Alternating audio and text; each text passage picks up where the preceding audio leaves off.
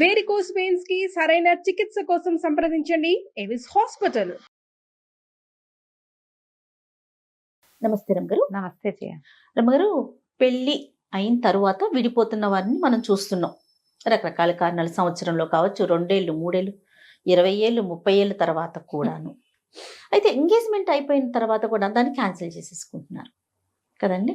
దీనికి కారణాలు అనేకం. ఎక్కువగా చూస్తున్నామండి, ఎంగేజ్మెంట్ అయిపోతుంది, ఇంకొక వారంలో పెళ్ళి, ఇంకొక నెలలో పెళ్ళి అనగా కూడా క్యాన్సిల్. అంటే నా ఉద్దేశం ఏంటంటే, పెళ్ళి అయిన తర్వాత వచ్చే గొడవలు వేరుంటాయి.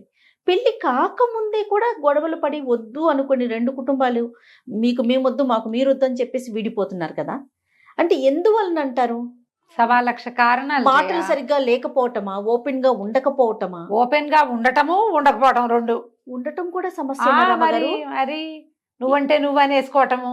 ఉండటం సమస్యనా? ఓపెన్ గా ఉండటము సమస్య, ఉండకపోవటము సమస్య. సరే, ఏ విషయాల్లో ఓపెన్ గా ఉండకూడదు చెప్పండి. ఉండకూడదు షేర్ చేసుకోవాలి. అంటే ఇప్పుడు కాదు జయ, ఇప్పుడు వాళ్ళు ఏదో ఇన్ టైం రాలేదు, వీళ్ళు బడకాయించి పోట్లాడేసేయటము, ఏంటి మీరు సరిగా చేయట్లేదు అని అంటము. అలాంటివి పోట్లాటలు, వాదనలకి దిగిపోవటం. వాదనలకి దిగుతారు.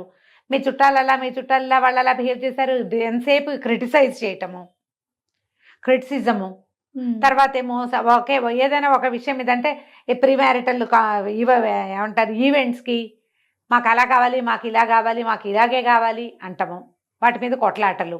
ఆ కొట్లాట కాస్త సెపరేషన్ కి కారణం అవుతోంది. ఇద్దరు కలిసి షాపింగ్లు చేస్తారు, బట్టల దగ్గర పొట్లాడుకుంటారు, ఈ మండపాల దగ్గర పొట్లాడుకుంటారు. వాళ్ళు ఎక్కువ ఖర్చు పెట్టించాలని చూస్తున్నారని అనిపిస్తుంది. మీ పేరెంట్స్ ఇలా చేస్తున్నారు అని ఈ అమ్మాయి డైరెక్ట్ గా వాడిని అడుగుతుంది, వాడేదో అంటాడు. చివరికి చిలికి గాలివాన్ అవుతుంది. అవతల వాళ్ళని అడుగుతూ ఉంటారు, ప్రశ్నిస్తారు. మీ పేరెంట్స్ అలా ఎందుకున్నారు, నువ్వు ఇలా ఎందుకున్నావు, లేటుగా ఎందుకు వచ్చావు, చీప్ వస్తువు పెట్టాలని చూస్తున్నారు, ఖరీదైనవి పెట్టాలి కదా, లేదా ఇంత ఖర్చు పెట్టి ఇచ్చేస్తున్నావు నువ్వు. ఇలాంటివి మరి షేర్ చేసుకోకూడదా? ఇప్పుడు కూడదా కాదు, వాళ్ళు కొట్టుకోవడానికి కారణాలు చెప్తున్నా. ఎందుకు కూడదు?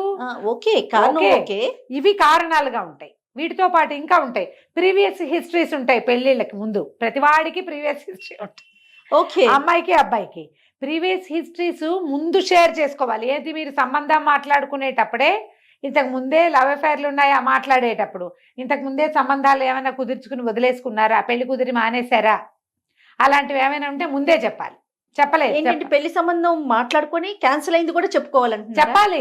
చెప్పకపోతే ఇప్పుడు పెళ్లి మళ్ళీ మన ఎంగేజ్మెంట్ అయ్యింది, ఇంకో 10 రోజుల్లో పెళ్ళి ఉంది, వీడికి ఇంతకు ముందు ఎంగేజ్మెంట్ అయ్యి మానేసిన సంగతి మాకెందుకు చెప్పలేదు, ఎందుకు దాచావు అంటే నీ దగ్గర ఏదో తప్పు ఉందని అనరా అంటారు కదా. దాని మీద కొట్లాట. అక్కడి నుంచి అదేదో వెడ్డింగ్ షూట్లకి వాటికి వీటికి వెళ్తారు. అక్కడ ఏదో ఫిజికల్ అబ్యూజింగ్కి దిగచ్చు అబ్బాయిలో, కొండొచ్చు అమ్మాయిలు కూడా. రెండో వాళ్ళు దానికి ఒప్పుకుపోవచ్చు, వీడు బ్యాడ్ బిహేవియర్, నేను వీడితో ఉండను, అది కూడా ఒక కారణం అవుతుంది.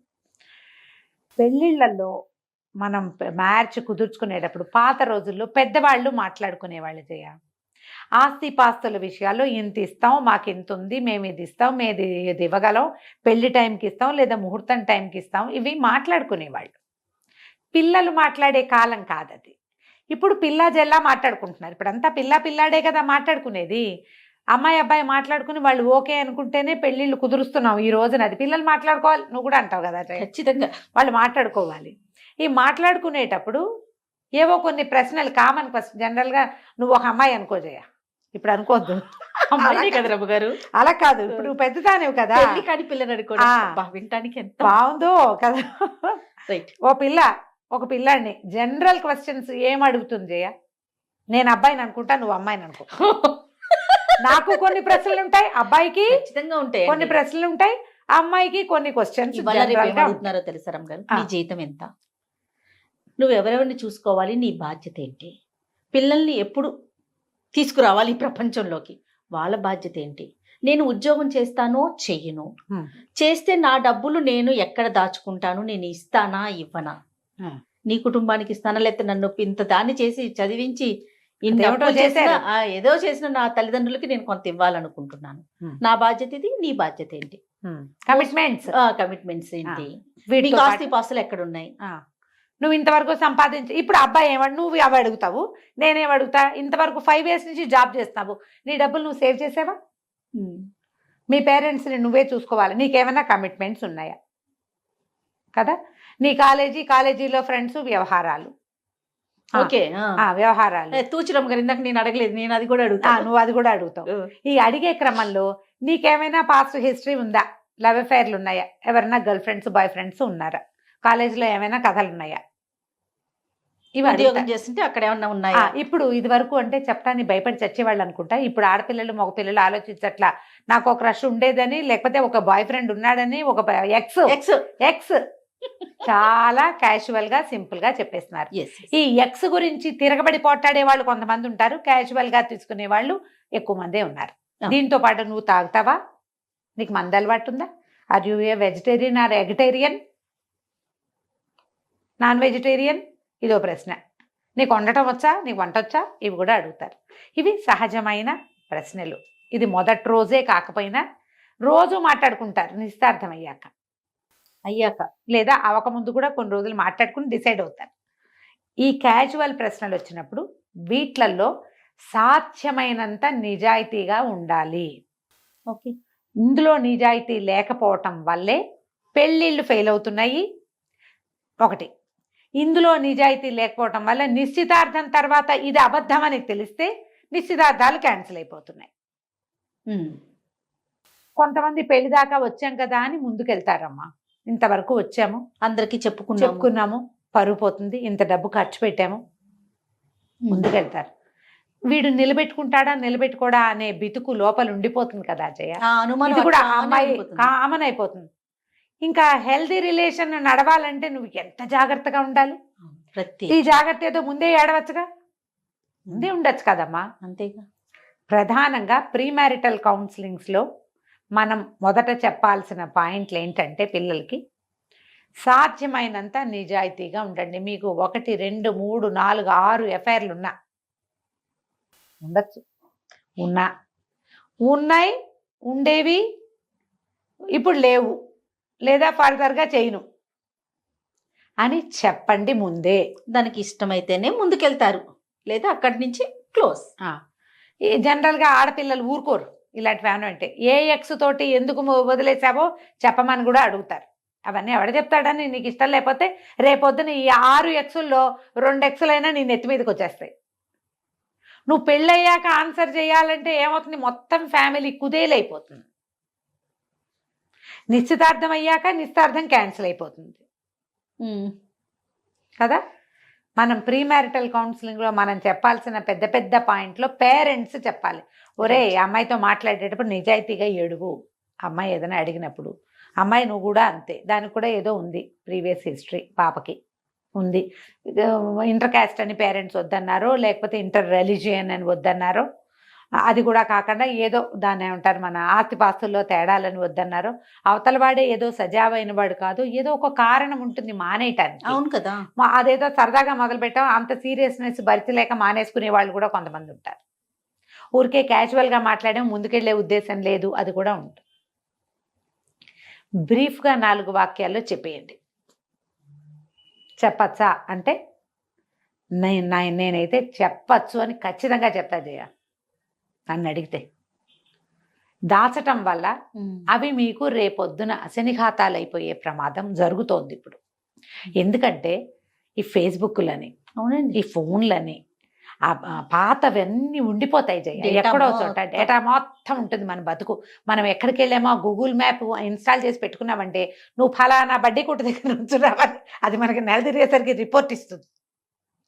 నువ్వు ఎక్కడికి వెళ్ళావు, ఎక్కడి నుంచున్నావు, ఎవరితో ఎన్ని గంటలు, ఎన్ని నిమిషాలు, ఎలా మాట్లాడావు, అదంతా డేటాలో ఉంటుంది. ఈ డేటాను తెలుసుకునే తెలివితేటలు అందరికీ ఉన్నాయి ఇప్పుడు. అంతేగా. నువ్వు దాస్తే ఏమైపోతుంది, నువ్వు దాచావన్న మాట ఒకటి నీ నెత్తి మీద ఉంటుంది కదా.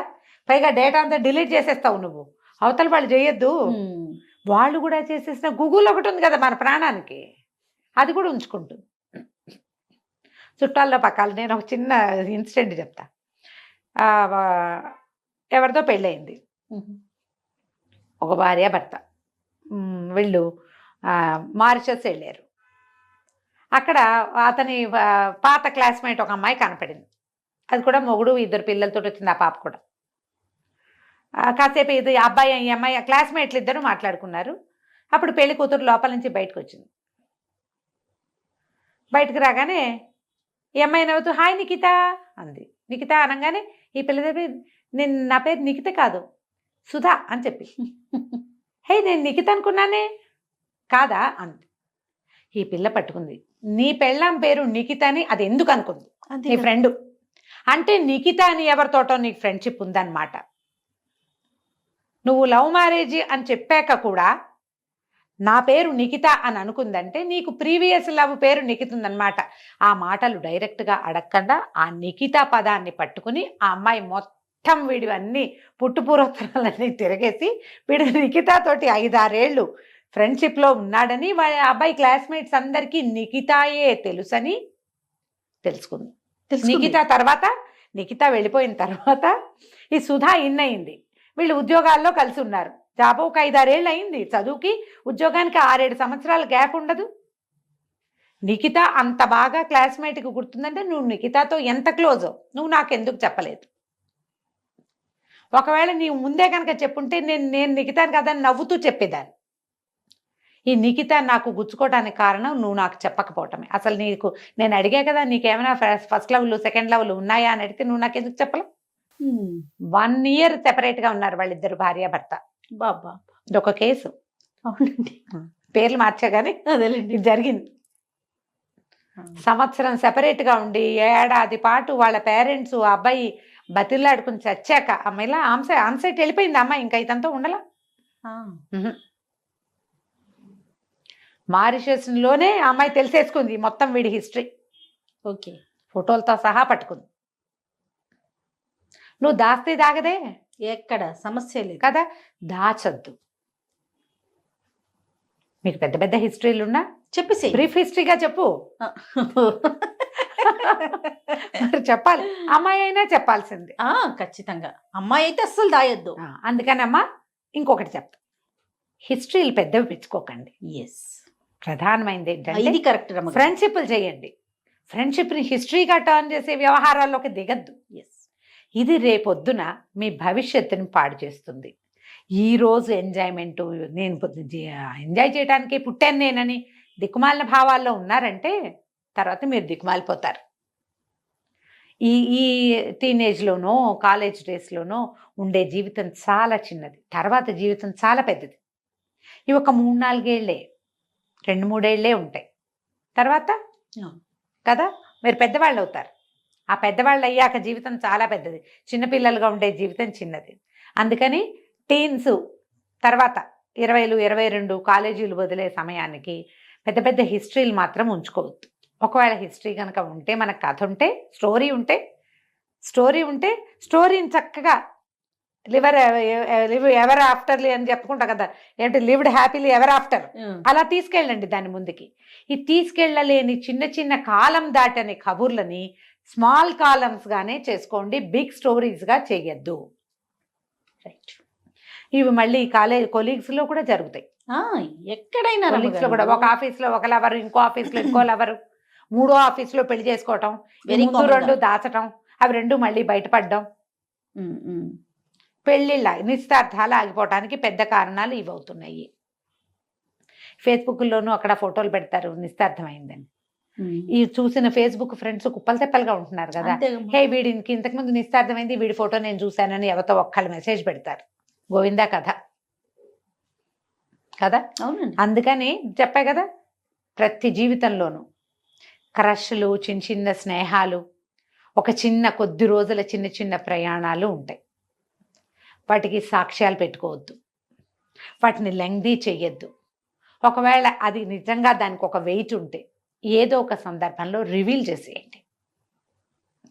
అప్పుడు మన పార్ట్నర్ తోటి మనకి ఒక ఏమంటారు హెల్దీ రిలేషన్షిప్ ఉంటుంది, ఓపెన్గా ప్రశాంతంగా. మీకు చాలా ఉంటే నేను చెప్పలేను, 1-2 ఉంటే మాత్రం వాటిని ఓపెన్ అప్, అది మిమ్మల్ని హాయిగా ఉంచుతుంది. తర్వాత ఎప్పుడైనా మాట్లాడుకున్నా నేను అప్పుడే చెప్పా కదా అనొచ్చు మీరు.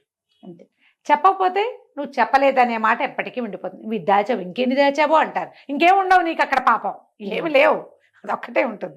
ఆ ఒకటి కూడా దాచద్దు, ఆలోచించండి. డెఫినెట్గా. సో ఇలాంటి ప్రీ మ్యారిటల్ కౌన్సిలింగ్ కావాలంటే రమారవి గారిని సంప్రదించండి. అవును. అంతేనా రమ్మగారు? అంతే. నమస్తే అండి. నమస్తే జయ.